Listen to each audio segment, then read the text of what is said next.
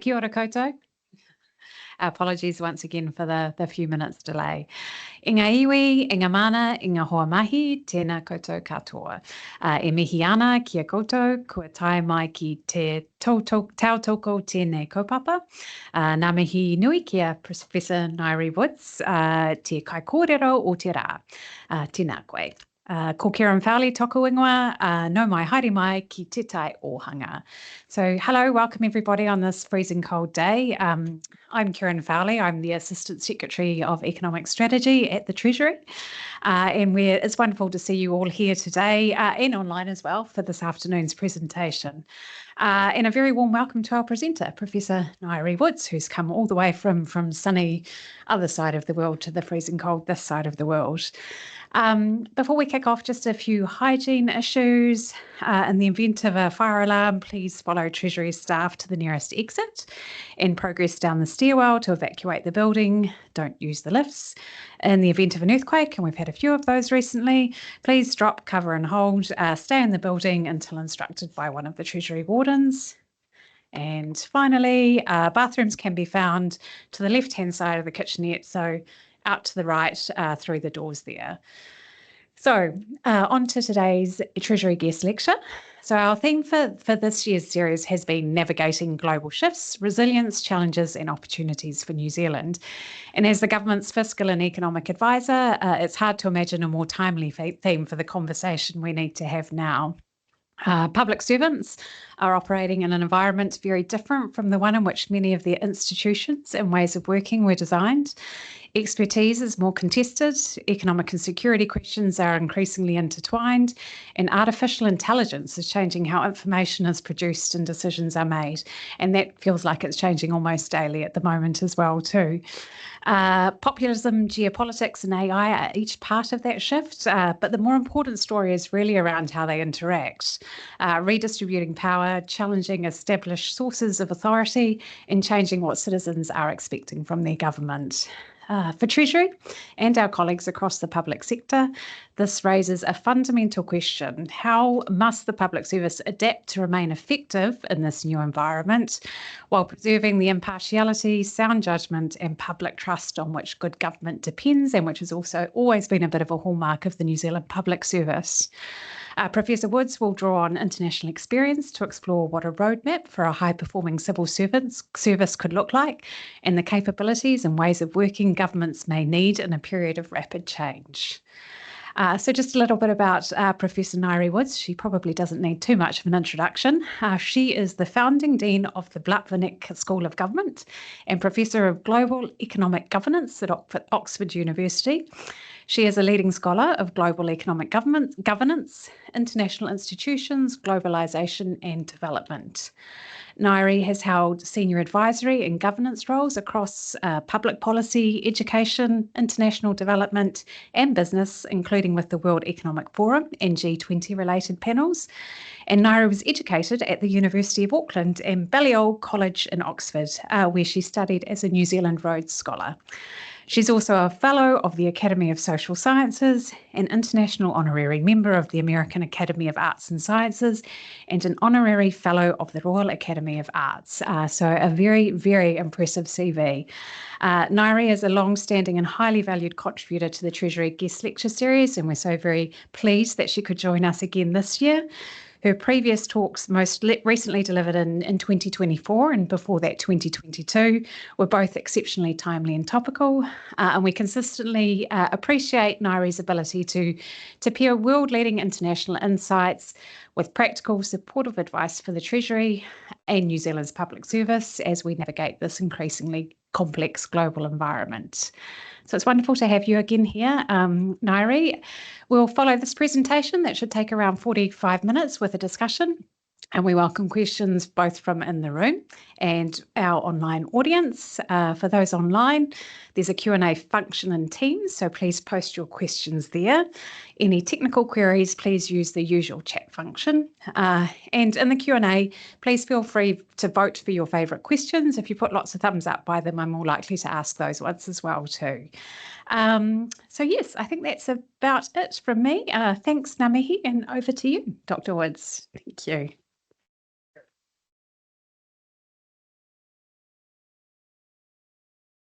Well, good afternoon, and it's lovely to be here. It's lovely to see faces, some of which are familiar and some of which are new. Um, it's always a pleasure to come back to this country in which I was born. I've been away a very long time now, but in my heart, there's always a part of this country and its challenges, which drives some of my research and work. I remember years ago when I arrived to take a job, my first academic job at Harvard, and they said, "Well, why on earth are you working on, you know, small countries' room for maneuver? It's US decisions that determine what happens in the world." And just saying very simply, well, that's fine if you're an American citizen and you're driving American policy. But if you're one of those other small countries in the world, you need to know exactly what your margin for maneuver is. You need to know exactly, even if you've only got a 1% shot at making a difference, exactly what that 1% is. And I passionately believe that as people born and raised in this country, we need to be even better at understanding that 1% than any American or Chinese or European ever needs to be, because that's where our opportunities lie. And it's in that spirit that I want to make some remarks today, but then to really engage in conversation with you. In 2024, I came and lectured before the American election, which brought President Trump to power. But in 2024, my lecture really focused on the rise of economic nationalism, pointing to the fact that under President Biden, a strengthening economic nationalism, which we might today call America First, was already taking place. So let me, in a way, pick up from the end of that lecture in 24 to think about the world that New Zealand is navigating today, because it's a world in which the last 2 years have very rapidly amplified two major shocks. One, I'm going to call the America shock, and two, the China shock. And they're different shocks. The America shock has profound consequences for New Zealand's foreign policy and foreign economic policy. The China shock has profound consequences for New Zealand's domestic national economic policy. And both, I think, need to be at the heart of how Treasury and other parts of the civil service in New Zealand see the world. But I want to start by just stepping out of that for a moment, because just before I left the United Kingdom a week ago, I was speaking to a group of business leaders. And their main question to me was, surely democracy just doesn't work anymore. Surely democracy has just had its day. We need, in this new world order with China shock, America shock, we need governments that are consistent, that are strategic, and we can't afford democracy anymore. And I just wanted to reflect that in, because most of us in this room have grown up within democracy and perhaps even work in government in support of governments operating within a democratic framework. So I just wanted to make really one point about this idea that we should give up on democracy. And that point is that what business and even politicians around the world mean when they say that is that they would like to have the strategic direction and capability to implement of, say, Singapore or China. But what they're not looking at is what the evidence across the world tells us. Those of you who studied political theory would have studied John Rawls, right? What would you choose if you had a veil of ignorance? If you didn't know where you were going to end up in the world, would you choose that to end up in a democracy, or would you choose to end up in a non-democracy? So hands up, who would choose to end up in a democracy? And who would choose a non-democracy? Okay, so just a couple sheepishly putting up a little bit of a hand. Well, I just want to make the point that if you take the Economist's index, democracy index, and you correlate it with countries' GDP per capita, I think it's worth just reminding ourselves that if you take the world's 50 poorest countries, you find that 12 of them are democracies. If you take the world's richest 50 countries, you find that 43 of them are democracies. And that might just shape your choice. But the point I want to make is that I understand people's frustration with democracy, because a lot of people have seen most people in their country's lives become worse. But that does not mean that the solution is to give up on democracy, because the evidence tells us that that is not a solution. The solution lies in coming up with clear, implementable answers, at the very least, to the two questions I'm going to put to you today and to which I'll now move. So the first is the America shock, as I'm calling it. So what President Trump has done is not just pick up and deepen the nationalism about which I spoke 2 years ago. But let me just talk about 5 things that have changed the world order in which this country now operates. The first, very obvious, is the weaponizing of interdependence, and in particular trade, the Liberation Day tariffs and the subsequent tariffs that have come about. Now, we were talking earlier, in some ways, some of those tariff changes are advantageous to this country, but this country can't afford to overlook the fact that they affect every single trading partner of this country. A second is the questioning of America's security alliances, NATO, the alliance with Japan, the ambiguity around Ukraine and Russia, the overlooking of some of the drivers of what some would call the Western zone of prosperity, which took place under the security umbrella that the United States had led. So that's put, and that might be much less felt on this side of the world. In Europe, it's every single day that that is felt, that the carpet has been pulled out from under European security. And obviously, the threat and the implied, in fact, more than implied statement that he was willing to use force to seize Greenland from Denmark was the catalyzing sort of feature that brought Europe together. And I'll say a word more about that in a moment. So the questioning of core security commitments, the withdrawing from 66 international organizations. So in February, after the election, when President Trump came to power, he immediately appointed a review, and that review led to the withdrawal of 66 international organizations, 31 of which were United Nations organizations. Fourth is the unilateral military action that we've seen in Venezuela to seize the country's leadership, the threat over Greenland, the bombing of Iran without consultation, even with the closest of NATO allies. And fifth, the determination to develop and use artificial intelligence for the US national interests. And that's really become much sharper in the last 3 months, with the president setting out that the latest models can and should at first only be used by US entities and US companies, which again was a shock that reverberated across the European Union and the United Kingdom. So what does the America shock, the upturning of an order of interdependence with some rules around it, of security alliances and trust across those countries, what does that mean for countries like this one? I think a lot of countries, including the United Kingdom, their first reaction was, let's cling on and hope. So let's just stay right tucked in behind the United States and hope that they will be nicer to us than they are to our neighbors and to others. I think that's not a strategic position for any country to take.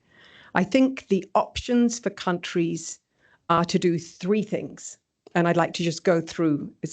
The strategy is replace, reduce, and redouble. So let's just zip through those. The first is to really think about where the United States withdraws from organizations and cooperation that are crucial, particularly for small countries. How do you replace the United States in those organizations? And it's possible. So in the World Health Organization, when the United States withdrew all its funding, the leadership of that organization got together and immediately launched an investment process. They've now reached 85% of the contribution that the United States would have made by getting countries to contribute. Think of the COP negotiations and the UNFCCC. The COP negotiations, the United States withdrew from with a lot of fanfare, thinking that it might collapse the negotiations which took place in Brazil. More than 190 countries went, and they came up with a declaration in the absence of the United States. In the UNFCCC, the United States withdrew its funding. I think there was an assumption, certainly in some parts of the White House, that would collapse the organization.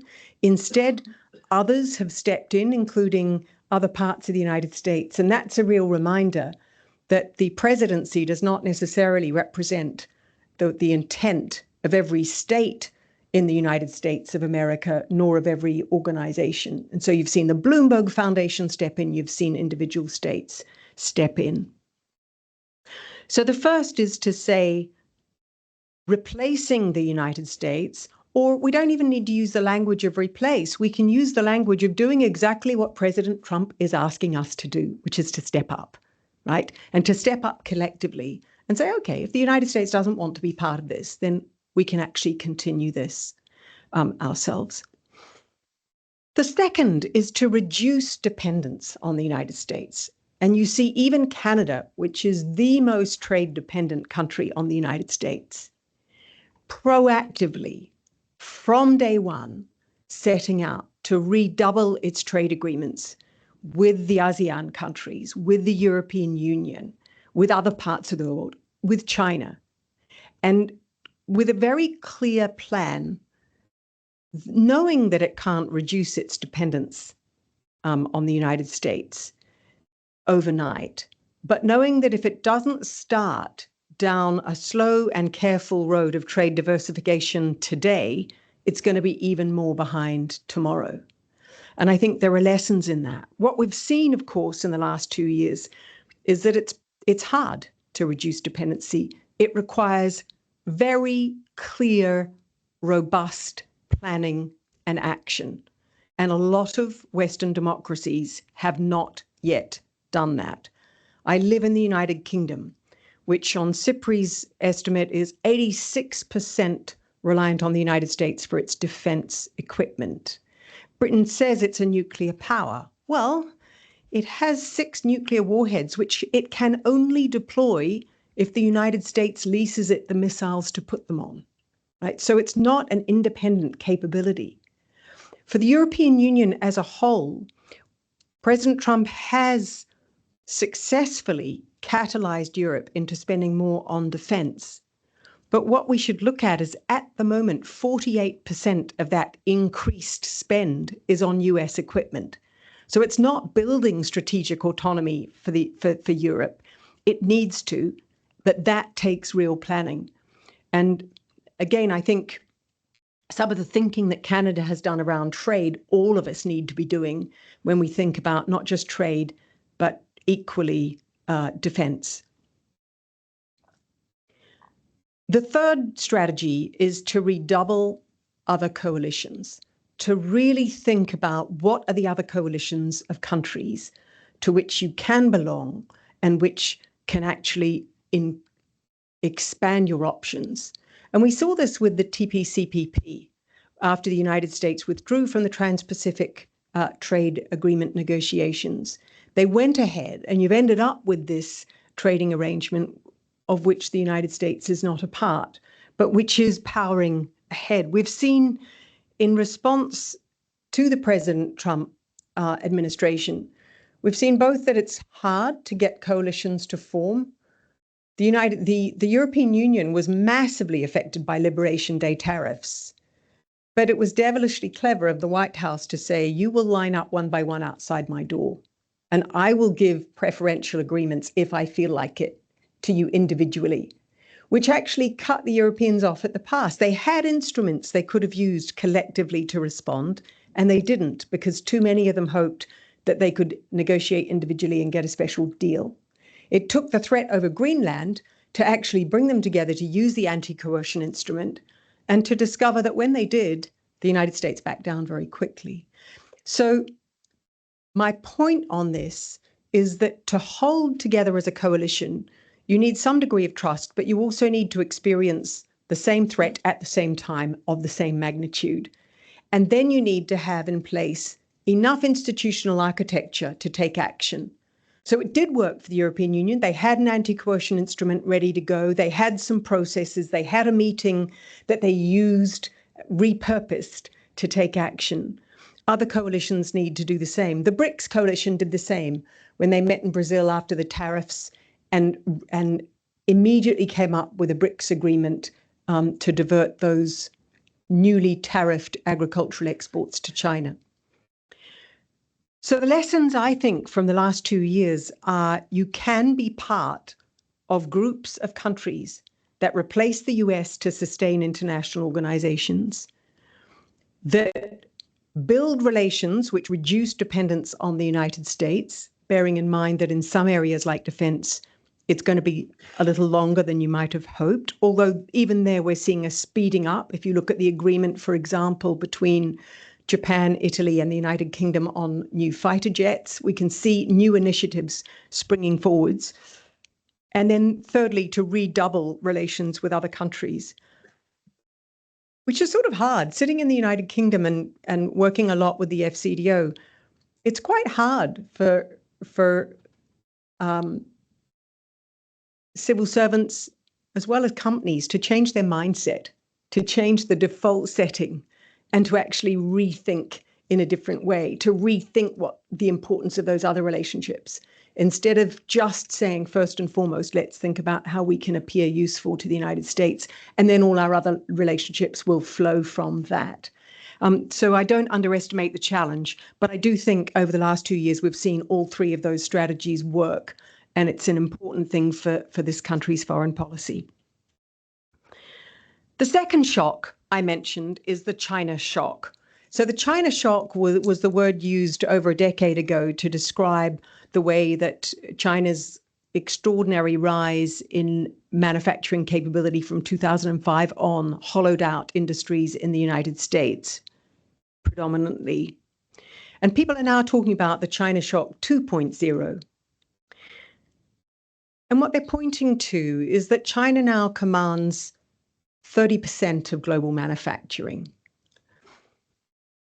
It's what the US Federal Reserve calls the unprecedented trade surplus. I don't know if they go back to the ancient world. In Oxford, we would, of course, but looking at the modern world, an unprecedented trade surplus.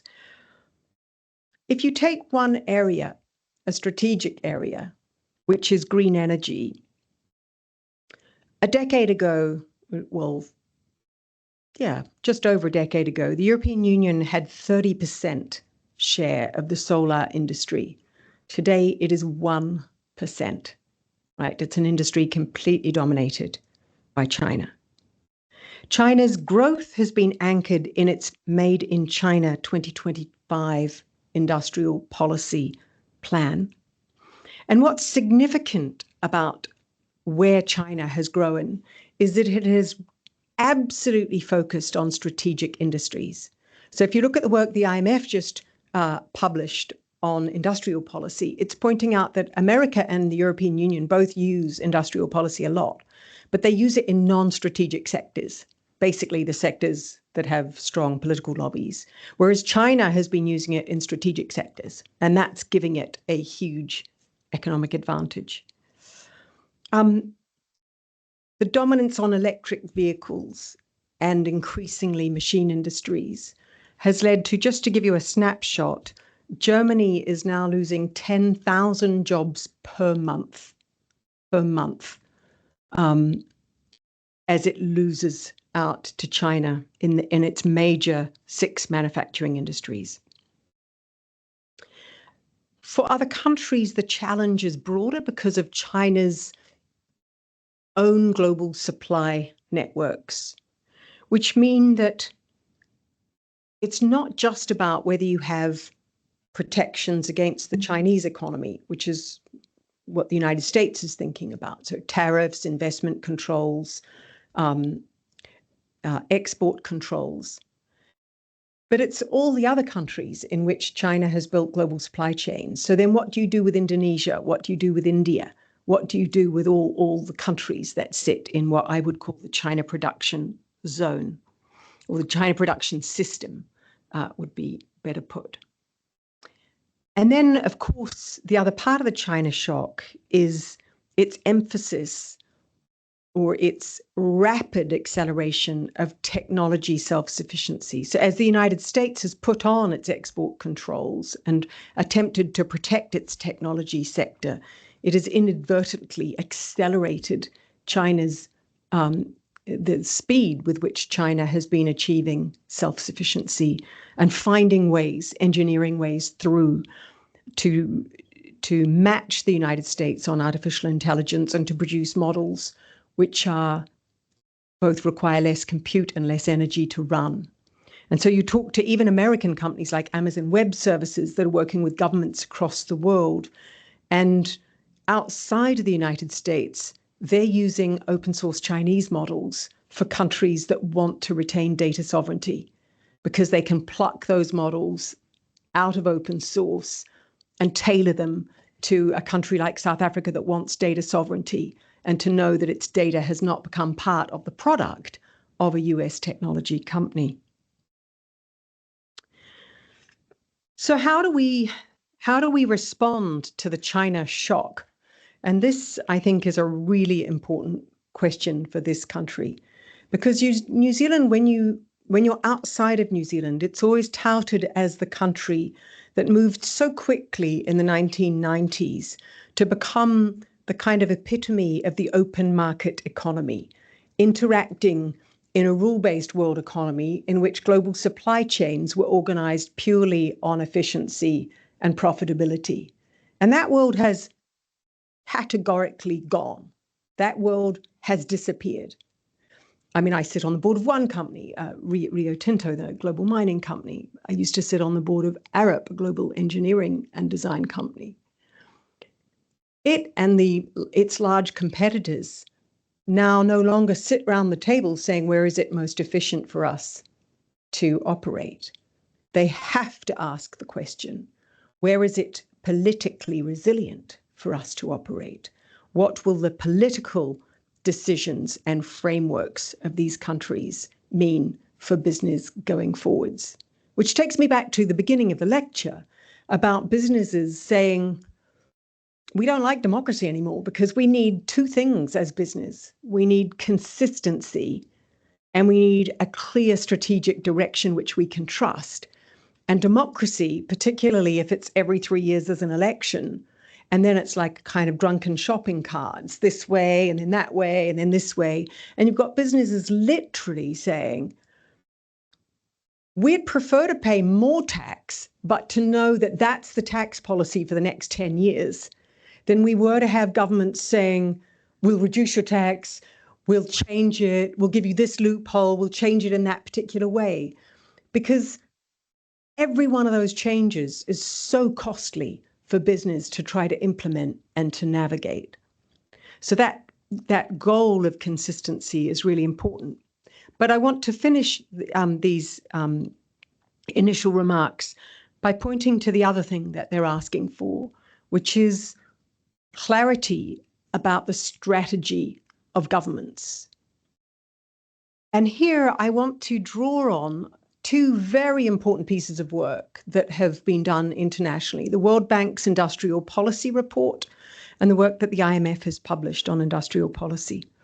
The World Bank begins their report talking about their earlier report in 1993, in which they said no government should ever use industrial policy.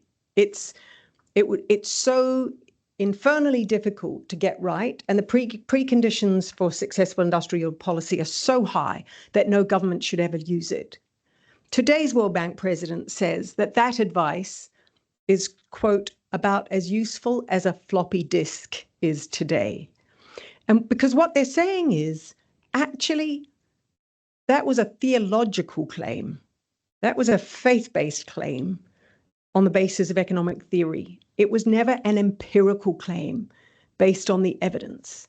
So what they've attempted to do is draw together the evidence to say, okay, under what conditions do which kinds of industrial policy work? And they say, of course, it depends what kind of country you are. Do you have a small market or a large market? Do you have high government capability or low government capability? Do you have some fiscal space? Are you able to tax your population effectively, or do you have no fiscal space? Are you maxed out on debt and no tax raising capability, as some countries are? And for every one of those countries that are across that matrix, they point to which countries have used industrial policy to their benefit. And of course, the overarching umbrella for this report is that in a world where all the major powers are now using industrial policy, what chance do you have as a country if you're not? Now, let me just be clear here. Industrial policy does not mean a government that picks winners, typically its best friends, and gives them loads and loads of money to lose, to make themselves a little profit, and then to go bust, right? That was the caricature of industrial policy in the 1990s.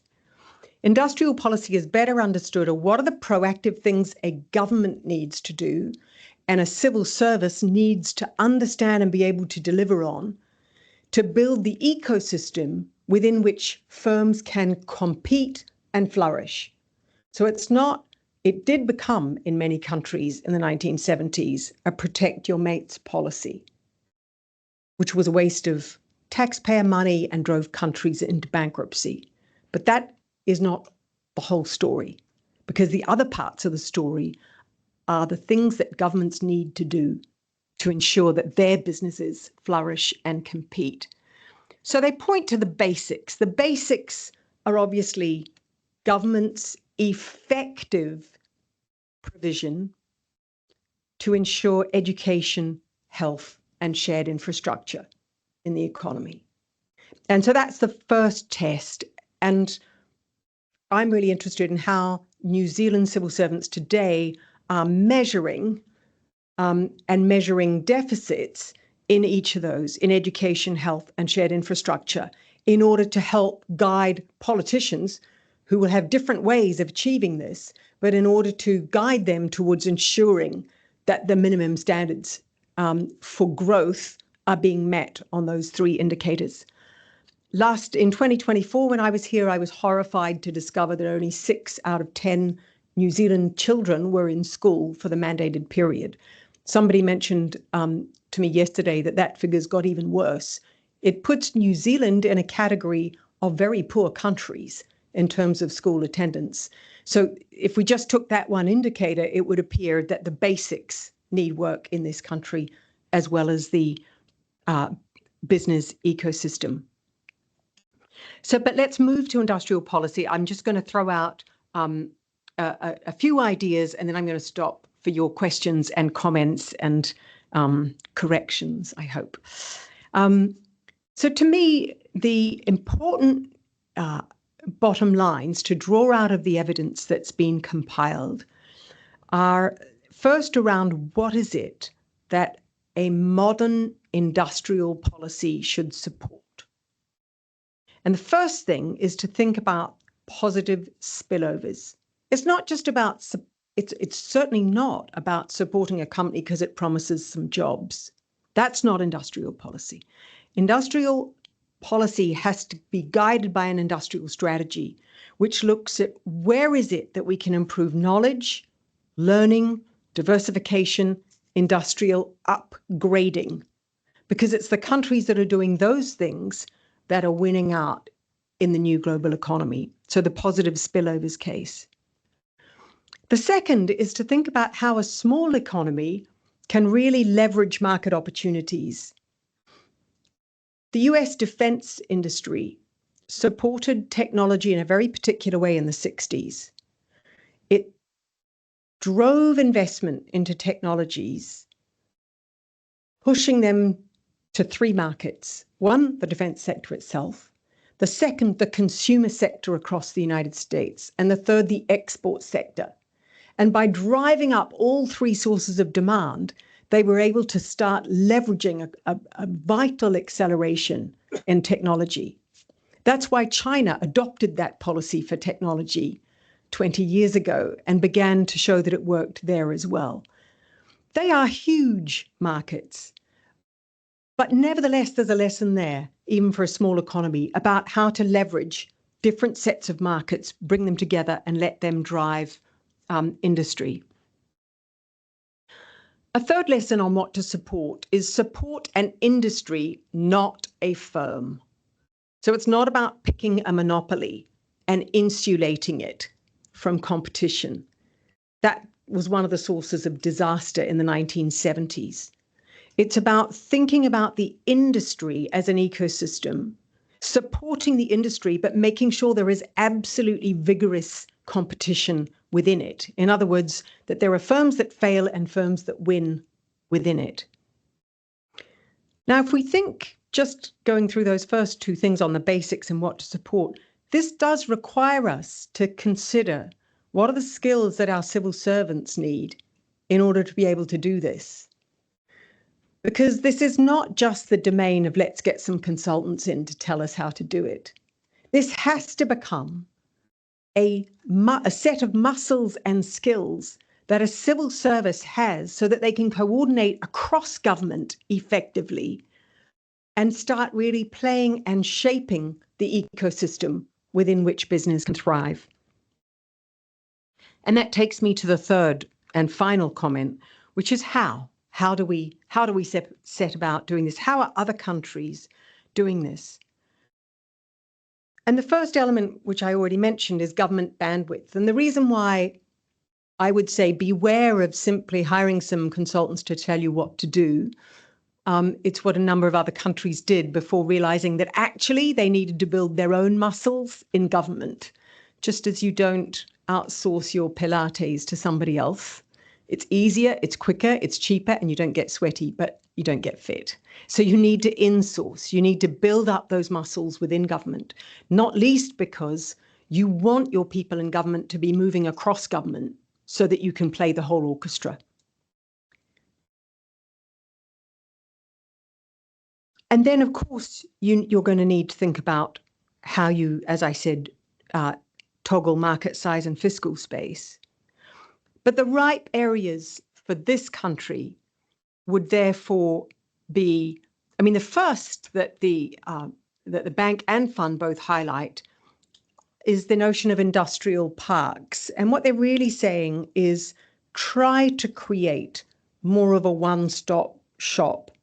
Not just investment promotion, but how do you create a zone which makes it even easier for businesses to flourish, to create cluster effects, to learn from each other, to access the right infrastructure and the right talent.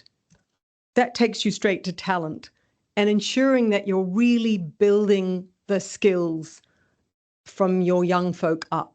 In the United Kingdom, this is a huge issue. 1 in 8, according to the Milburn report published 2 months ago, is neither in education or employment or any kind of tertiary training.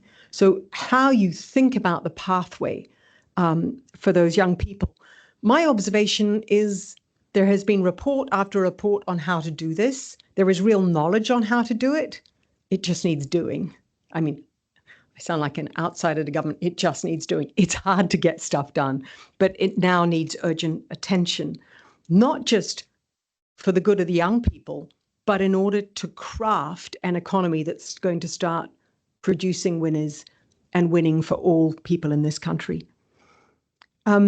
Market access assistance. I mean, obviously, this country used to have producer boards, and it's really interesting looking at what other countries are doing in terms of bringing producers together in order to do collective market access abroad. In other words, you don't want small national companies to be trying to sell to one huge monopoly abroad because they will always get a bad deal. So how do you collectivize to even up the negotiating power? A third is absolutely vital, which is strategic investments in infrastructure, which in this country obviously is about cheap, abundant, renewable energy. It's about the infrastructure that makes it possible to build clusters of success across the country and making sure that that infrastructure is constantly being renovated and innovated. And then you can move into what used to be taboo, production subsidies, innovation subsidies, looking carefully at what you need to beware of in those, which are principally, who are your strongest lobbyists at the moment in government? Make sure they're on the list of companies that you will never subsidize, because the lobbying is just so hard to circumvent. And that's what took industrial policy in the 1970s in so many countries into such terrible space. So we are living in a world which is challenged by the America shock, pulling out the rug from the security alliances and the rule-based order upon which we've relied. We can't afford to wait for the American elections, because the reason in 24 I pointed to the nationalism under President Biden was to make a point that what we now call America First has long been in the making and is bipartisan in the United States. There are two things about President Trump, which is, well, there are many things that are special about President Trump, but there are two things which I think will change. And one is his delight at using unpredictability. And I think that will go, because it's not in any democracy's interest to use unpredictability. It hinders any kind of medium and long-term alliances and relationships with other countries. And the second is the short-term time horizon. As Mark Carney wrote in his Davos speech, the United States policies have always been driven by US national interests. What's changed is the time horizon. In the 50s, it was the long-term interests of the United States in rebuilding a global economy into which it could trade. What President Trump has done in an extraordinary way is shorten that time horizon to, what's going to happen tonight, let alone next year or the year after. And I think that will change. I think we'll see an enlarging back of a US time horizon. We'll see a less tactical use of unpredictability. But for the rest of it, we're going to see a United States which I think continues along the path of economic nationalism and America First. And that means our foreign policies have to change, and change with great strategic direction and force. Second, the China shock, I don't see changing. I don't see any competitor to China's power. I see an urgent need when, I think from 2005 through until 2 years ago, the Western world thought, well, if it comes to it, we can close China off and we can have a Western alliance, which continues the rule-based order. And that's no longer possible, because that has been yet more broken by the America First policies, the unpredictable and changing trade policies, investment policies, and technology policies, which mean the rest of the world now have to look after themselves. And that means every economy is going to have to be thinking anew about what are the bold, innovative policies you can take to compete. What are the bold, innovative policies you can undertake as a country to create an ecosystem within which high-value businesses can grow and flourish, within which all people in the country can start on a skills route, which is going to ensure a meaningful employment and well-being. I think that takes a massive mindset change across civil servants. I touched on it in 24. I would redouble that message now to say we all need, both academics, civil servants, people working with government, we have to redouble our training of ourselves to what the new evidence is telling us, to what the new mindset is telling us.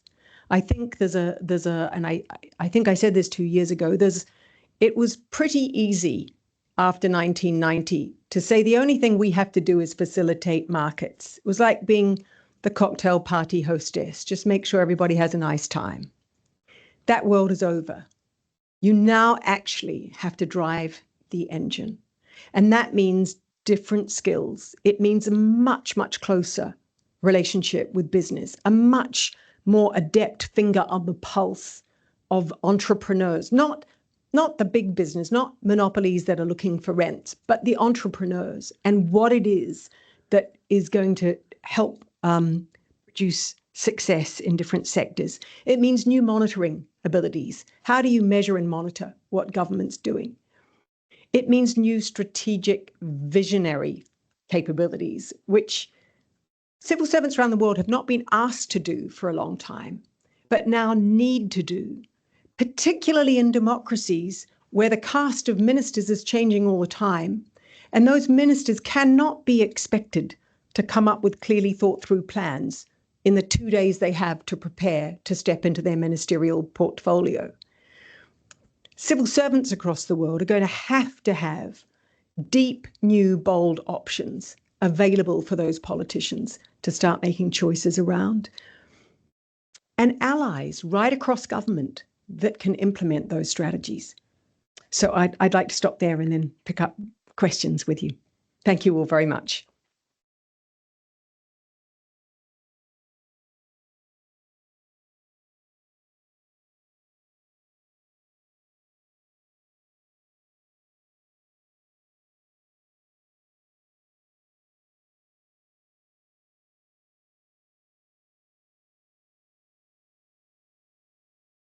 Fine.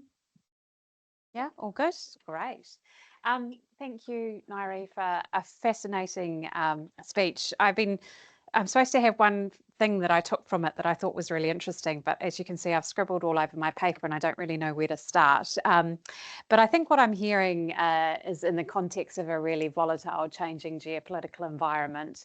When you think about that from a small open economy perspective, what's really important is a clear strategic direction, a government that's actually lined up behind that clear strategic direction, and also a government that's willing to be bold in terms of the way it acts and in terms of the allies that it needs to help them along this journey as well. So I think there was the need for a really clear strategic direction was something that came through, I think, quite clearly in that, and that needs to take into account the way in which the world is evolving very rapidly from what it was in the 70s and 80s as well too. So that was fascinating. Thank you. I think I might just take the first question from the room. There are lots of really good questions coming through online as well too, which I will take, but maybe if we just start with someone in the room over here, and if you could please just introduce yourself before you speak, that would be great.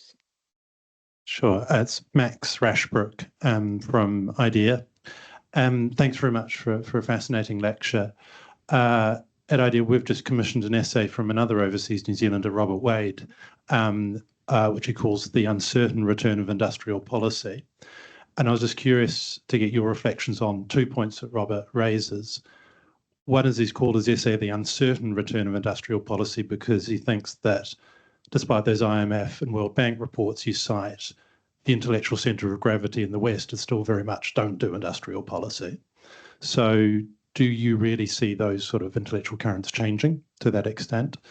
So that industrial policy is actually embraced and done strategically rather than, as you say, non-strategically. The second one is about transparency. And in the New Zealand context, we're a very small economy, so small number of firms are quite dominant.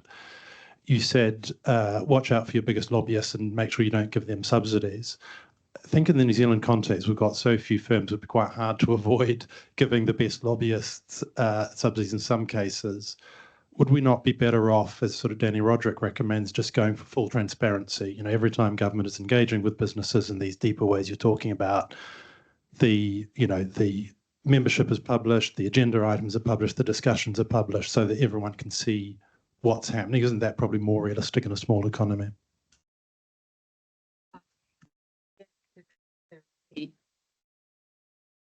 Is this working?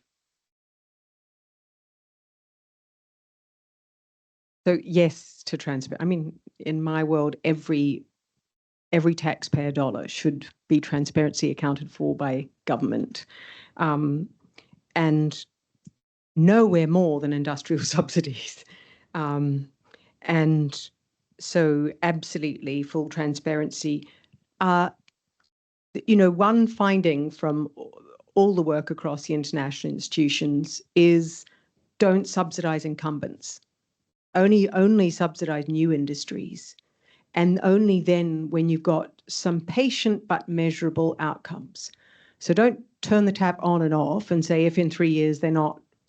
But you must have a measurable outcome after 3 years and be prepared to cancel if that's not met. So think about what your leading indicators are. But their advice is don't subsidize incumbents. I mean, the fact that they're incumbents means they don't need subsidy, right? So it's to really point at innovation, as I said, knowledge, skills that you don't have that you want to build, cluster effects, etc. On your first question on the uncertain return of industrial policy, so where I see it actually emerging really quite fast is in Europe. And it's for two reasons, technology and defense. So the split in the European Union and in the United Kingdom, the war in Ukraine is very, very strongly felt. It's right there on the border. Everybody knows people who are directly affected by it. And Russia, it plays an outsized role shaping social media and certain social unrest across both the United Kingdom and Europe. So it feels very proximate. So when the United States, when President Trump flirted sort of more with President Putin,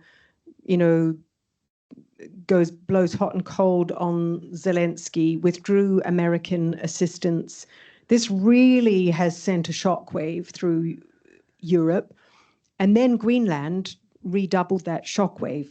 So where I see industrial policy having its biggest push is on defense equipment. And that's where actually Europe's got form. I mean, Mrs. Thatcher was the great privatizer and deregulator, but she had one area of industrial policy that was full force, which was defense. And it worked in that it made Britain's defense industry one of the strongest in the world. So I think it's born out of that, because in today's defense industry, you start needing different kinds of supply lines, but also it crisscrosses with technology.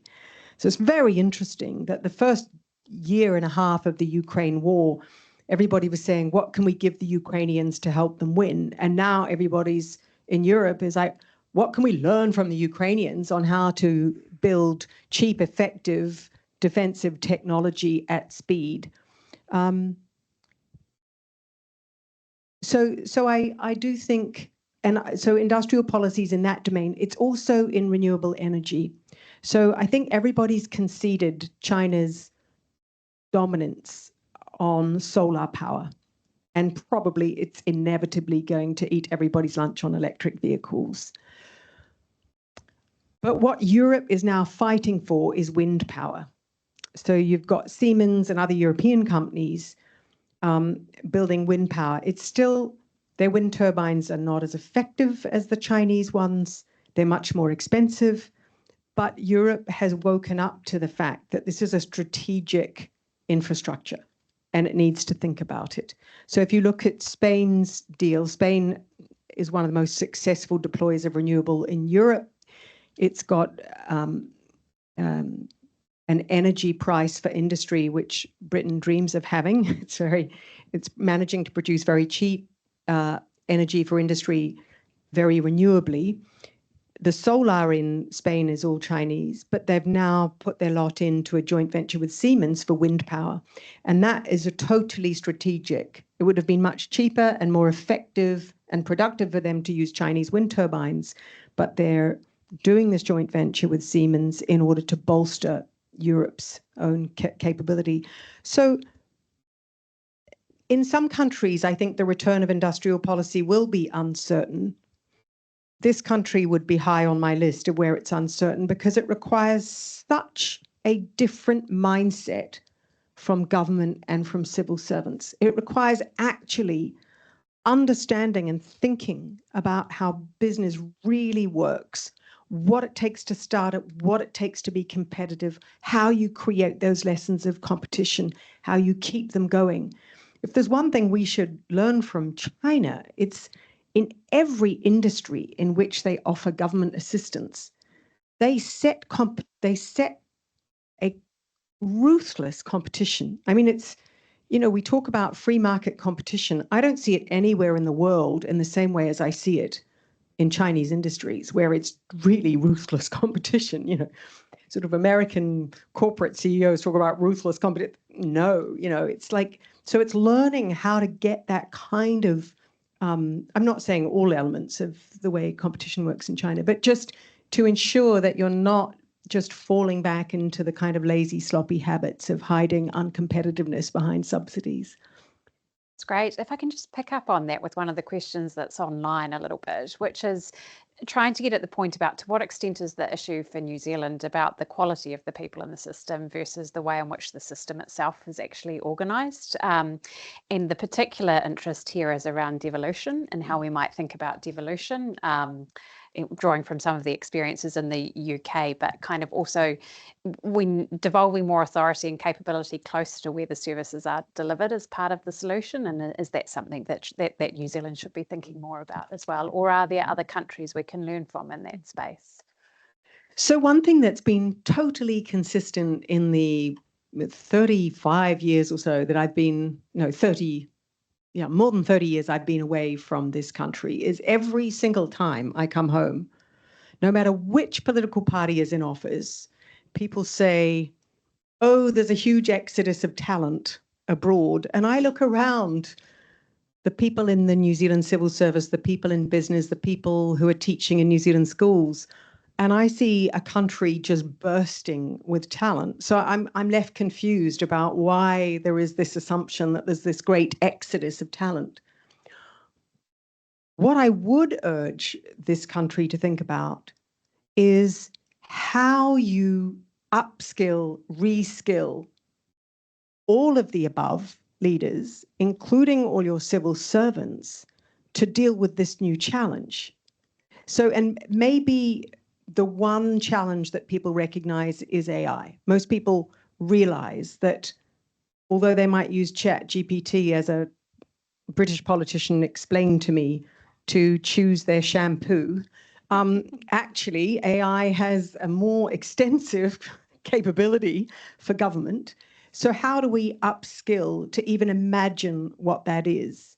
And it's that kind of reimagining. I think most people in this room are probably prisoners to the absolute ideology of the 1990s, which is industrial policy taboo, free market, big tech, just let it do its thing. And that, I'm afraid, is not going to work in this new global economy. And so we have to invest in people. It's not a lack of talent. It's not that the wrong people are in government or the wrong people are in the civil service. It's that all of the above, the politicians and the civil servants, need constantly to be upskilling, to understand what the challenge is, to understand what the possibilities are, and then to seize those opportunities in as effective a way as New Zealand's competitors are doing. Yeah. Thanks. Question in the row. Yes, I'll go over to Bill.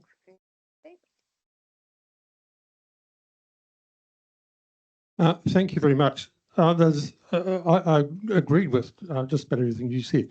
One thing that you didn't mention, I think you mentioned in your previous talk, is the interaction of industrial policy with our international trade agreements, which were designed for that world that you just described of let the markets be free and let them do it. Whereas with industry policy, there are a whole lot of tools that are really important in order to make it work, such as in government procurement, such as in ensuring that when investment comes in, it's actually fulfilling that strategic purpose that you wanted it for. You may want to make tactical use of tariffs and export controls, not as an ongoing policy, but in pursuit of those strategic purposes. And yet the current agreements make those very difficult. I know Europe is doing it to some extent, but to some extent that's because it's breaking some of those rules and because it does it internally where it's got more flexibility. We're not quite in that position. Yeah, but there's lots you can do there's lots of things you can do which don't break WTO rules. So the first 5 things I mentioned are all perfectly WTO compliant. So it's about doing those things really effectively. And then I think we're going to see the rules change. I don't welcome that. And I think that small countries are best served by these global agreements. So I don't welcome that change or even the erosion of it. But I think before we say it'll breach our trade agreements, we should be exhausting our use of all the different kinds of policy you can use within trade. Yeah. There was one question right at the back there, and then I'll go back online. Thank you. Sorry, John Canton. I'll need a little bit of an intro, but I appreciate that when you said born and raised, that was a personal statement. But I think the last census said about 30% of New Zealanders were born overseas. And that sort of leads to questions of contestability of nationalism and its interaction with populism. And particularly, I suspect that for those of us in the room, some more recent statements in Parliament.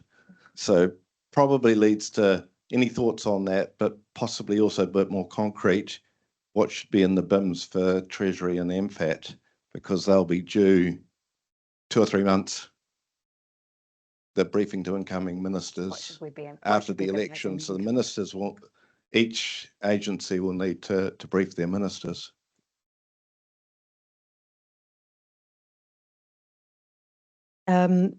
Yeah, nice, easy questions, John. Thanks. Contestability of nationalisms. So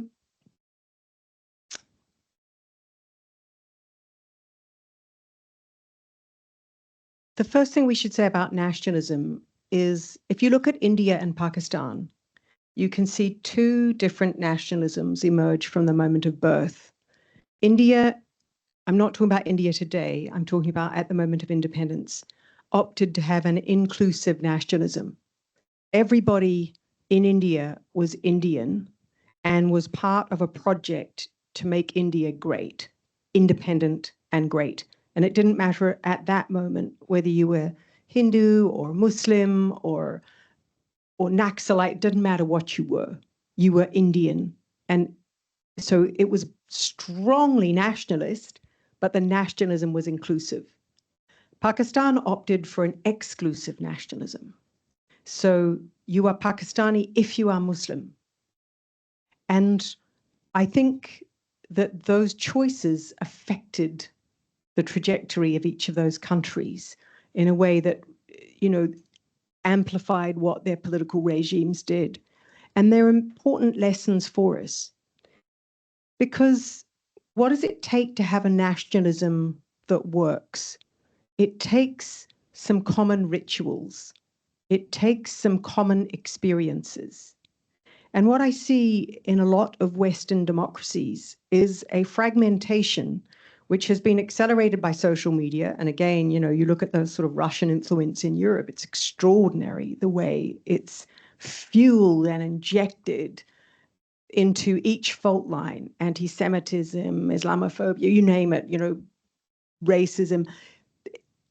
They're very, they've taken real existing fault lines, but then they've put explosives into them and kind of detonated them.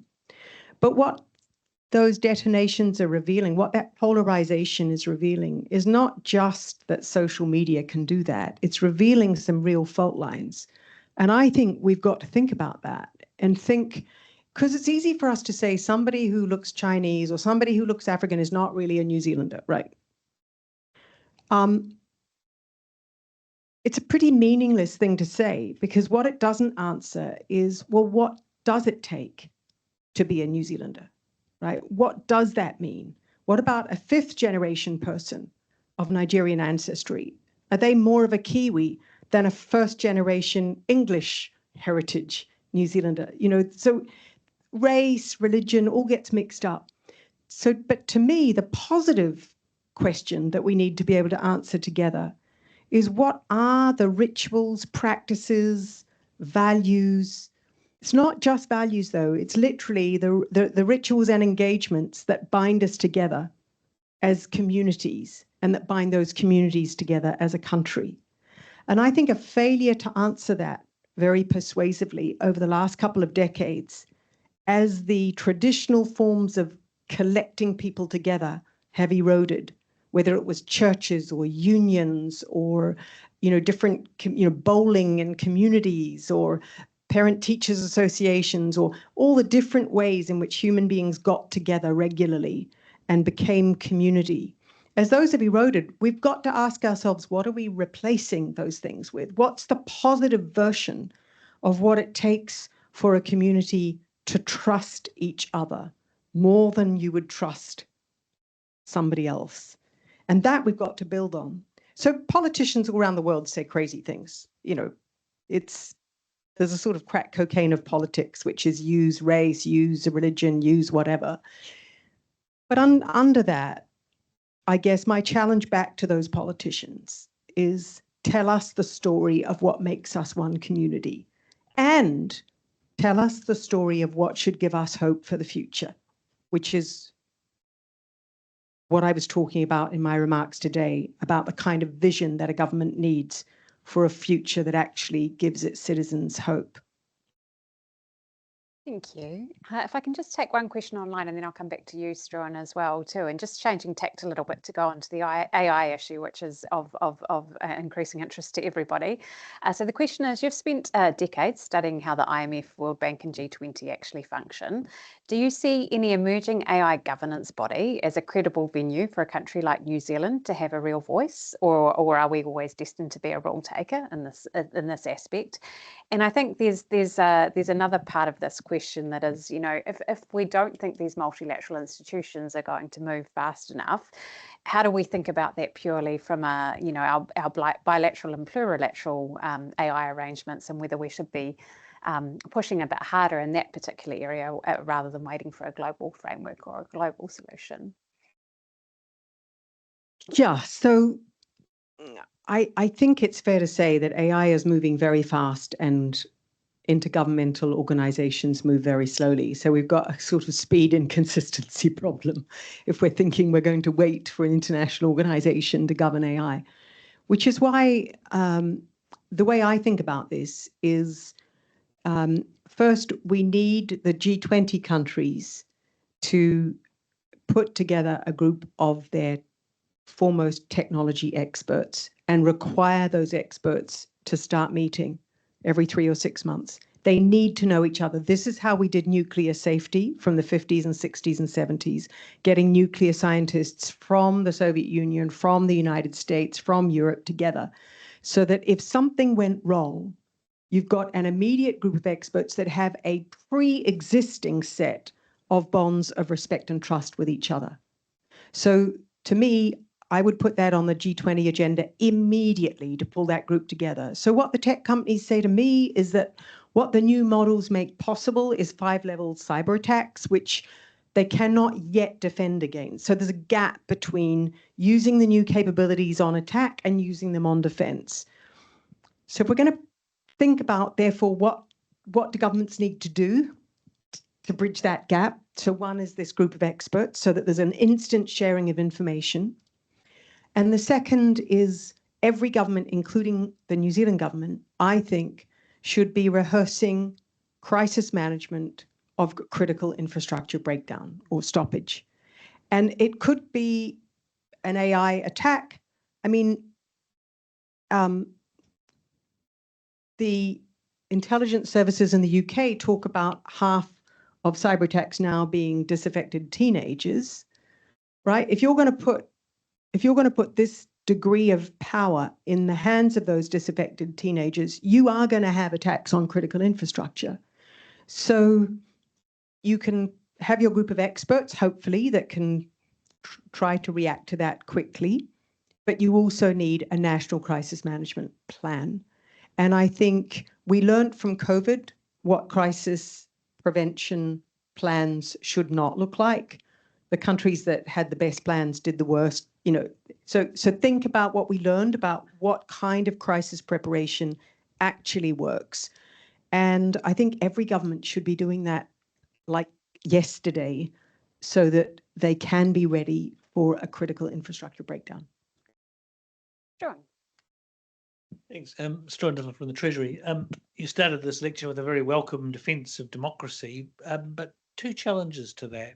I mean, one is you pointed out that the countries that had done well in the past were the democracies, but is that going to be the case in the future? Because the point you raised is they did well because of the rules-based order. That's broken down. The countries that are doing well now, like China, are much more directed. And then second, on industrial policies, one of the points you made is what dragged that down in the 70s was essentially special interest pleading of one case or another, but that's almost inherent in a democracy. And so do you need a more directed government that can avoid that? And here I'm thinking more about Singapore. So any comments on either of those? Yep. So on the second, so Singapore's an exception. And why is it an exception? You know, we all know the story. You know, Lee Kuan Yew was a leader that put his own best friends into prison when he saw that they had their fingers in the till. Lee Kuan Yew was a leader that asked every single minister for a one-on-one in his office every few months. And he would say, oh, Minister Struan, you know, so how are your children? Remind me where they were in school. Oh, they're at Eton. And tell me, just remind me, what's the annual fee for sending a child to Eton? And what's your annual salary? You know, and right there, you had from the top down in a small system, an absolute kind of set of integrity rules. You know, a Singaporean minister lost his job, 18 months ago for accepting Formula One tickets and a ride in a private aircraft. So they're still up, there are problems emerging in the Singaporean system, but they're still upholding those rules. So I think to think that a non-democracy holds its rent seekers to account better is to ignore why so many countries in the bottom 50 are in the bottom 50, right? That what you mostly see is crony capitalism emerge, right? And which can be better or worse. So I don't think non-democracy is the solution to rent seeking. There are plenty of democracies that contain their rent seekers well. Which takes me to your first question. Because look at the democracies that are working, that are innovating, that are succeeding, even though they're really small. Finland, Iceland. I'd love to know what are the lessons from those two economies that you folks are thinking about? Because they have all the ingredients or similar ingredients to this country, and they're absolutely doing phenomenally well. So we should learn from them. Thank you. Any other questions in the room?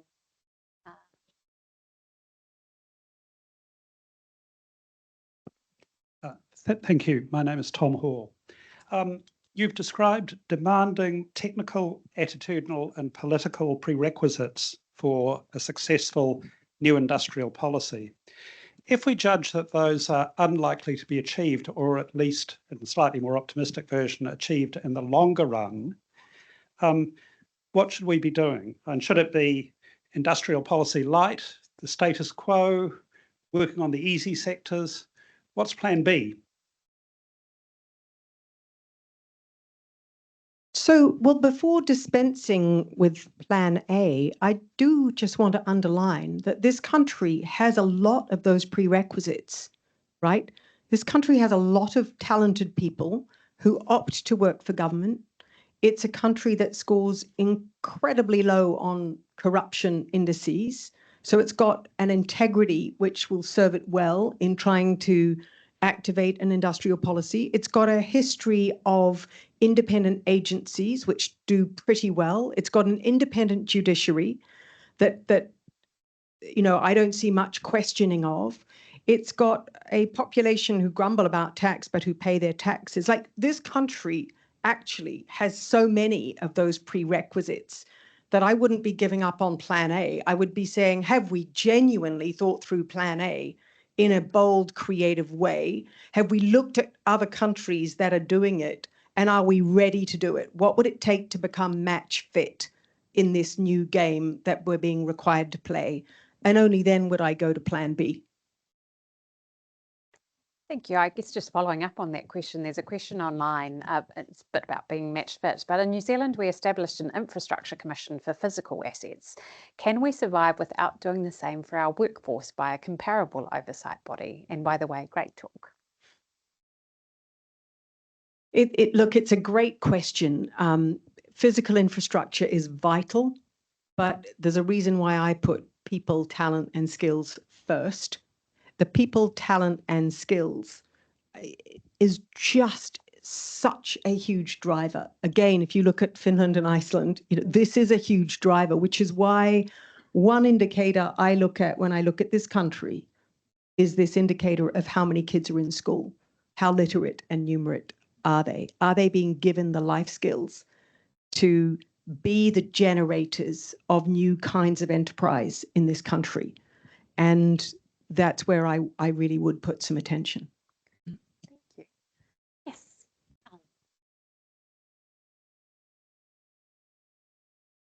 Thank you, Alan Boller. I've kept quiet about some of the comments because a number of us in the room have played quite a role in the history since the 1970s of this country. But on Infrastructure Commission, which I chaired, we have put in place an infrastructure strategy, which has been signed off by government and to a large extent, in a complicated way, by Parliament as well.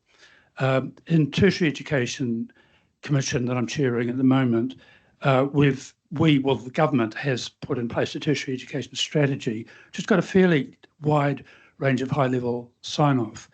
Climate Change Commission has done something very similar, and there are other areas of government where the approach has been a high-level strategy agreed across the main parties in the House. When it comes to the actual policies within those, of course, there are some differences, and it's not something which works in a straightforward sort of way. But I do think it is a model that's broadening across the New Zealand system and is likely to have some quite useful effects. And something like AI, say training and retraining vocationally, there's a lot there which is agreed right across the spectrum. Thank you. To that, I just say, firstly, it's very nice to see you in person. I've read about your contributions to this country for years, and I assume those commissions are all they have multi-party support, which I think is really crucial, because what puts the best plans into abeyance is when they're changed every 3 years, or in Britain every year. I mean, Britain's, you might have noticed, had a few different prime ministers in the very sort of recent past. And I look at, some of the most deep thinking, brilliant, ambitious business leaders who have tried to help the government on a strategy, on an industrial strategy, and who put all that time and effort in, and then a month later there's a different prime minister, there's a different minister, there's different, and so they're just constantly feeling that their efforts are wasted, so they just stop making the effort. And then you get more and more separation between government and between the different, businesses and organizations that actually get things done. And so it's lovely to hear, but am I right in thinking that your commissions have multi-party support, so they'll have legs regardless? This will be in 2 months when we see political parties' manifestos for the upcoming election. Because it's been nice to see, in the UK, the new Prime Minister on 2 areas of policy has reached out to opposition parties to say, let's all do this together. And that's great to see, because otherwise nobody's credibly going to do any agreement with the United Kingdom if they think it's only going to last a couple of months before there's a new government. Thank you. We're coming to the end of time. I've got one more question online that I'll ask, but if anyone's got a killer question at the end, please prepare it while I'm asking this question. So this one is basically around how do we afford it? So if, as the New Zealand government, we need to start doing industry policy more actively moving forward, how do we think about the trade-offs in terms of where else we could be spending some of that money as well too? And to the extent that we are able to compete on industry policies internationally, how do we think about that most effectively, because we are much smaller and we, to some extent are in a way more fiscally constrained because of our small size, even if our debt levels are quite low. So just really interested in your questions on it's really the fiscal trade-off that sits in here as well too. Yeah, and look, industrial policy would be a disaster if it was just throwing money at problems. And I think the idea that you just throw money at problems is, always disproven. The more money you throw instantly, the more reverse curse you get. But so some of the elements that I was talking about for this country around industrial parks or clusters, skills, marketing assistance, these are not things that cost a lot of money. They take clear planning, they take good implementation, they take good understanding, they take a sharp, well-trained set of both civil servants and business leaders to take forward. So I don't think it's all about money. I think there are some things that cost, infrastructure, and then there are trade-offs. I mean, earlier today, I was hearing about plans for data centers in New Zealand. On something like that, what I would really love to see is some very clear sort of choice analysis. If you're going to use this much energy, and your choice is a critical minerals refinery, a data center, or a high tech, I don't know, agricultural, whatever. Do we analyze those thoroughly, and do we think about what the trajectory is? So in 10 years' time, if we did that now with the energy that New Zealand has, what would that look like in 10 years' time? I think that kind of strategic thinking is so important. I'm always amused traveling between Washington, D.C. and Beijing at the two extremes of sort of policy making. So in China, it always strikes me that it's so inconceivable that you wouldn't have a 5-year plan and that you wouldn't have a bottom-up process for generating the 5-year plan that comes from every municipality and province. And it all is like a constant process. And then you have this 5-year plan and you stick to it. And then to try to explain to Chinese policymakers, no, the United States just doesn't have one. It's not hiding it. They haven't done it in secret and they're hiding it. They literally don't do that. Policy is made in Congress in this political process, which is noisy and to a group of engineers sitting in Beijing looks absolutely irrational. And I think for the rest of us, gazing at these two giants and the different ways of doing things which work and don't work in different ways, we just need to really learn to take the best. And there are parts of the Chinese planning exercise which look to me like how very good international businesses plan and execute strategy that we should look at and ask ourselves, why aren't we doing that? It's not that it's not democratic. It's just good planning and good thinking and well-connected thinking by people with different kinds of expertise. And at the same time, we can enjoy all the rowdy democracy that we share with the United States, and which helps people feel that they're being seen and heard and reflected in the political system. But I am a believer you can have both, but you need both. You can't just lazily rely on one or the other. And you made some really good challenges to us when we were having a coffee around who is supporting the government to make those sorts of strategic trade-offs as well too, which I thought was a really useful point for us to be reflecting on. Now, I have time for one very quick question to conclude things. Oh, thanks very much, Ashley Bloomfield. I'm not sure it's the killer question. I think that was the previous question. We're in the Treasury and it was show me the money. But the question I've got, and you've started to answer this, but you've highlighted the need to upskill and address how the civil or public service in this country sort of engages with these issues, including specifically industrial policy. I don't see the deficit as being in the public service. It's in the political decision-making process. And you've talked about populism, and it's not just populism, it's the way the rest of the polity responds to populism with increasing timidity. And often in that context, and we're seeing it in New Zealand, the public service becomes the whipping boy for the politicians, and the focus is on trying to shrink the public service rather than upskill the public service. Alan has given us something of a hint here about other models that might be more enduring, like commissions, and you've just hinted and perhaps provided something of an answer in the way China goes about this.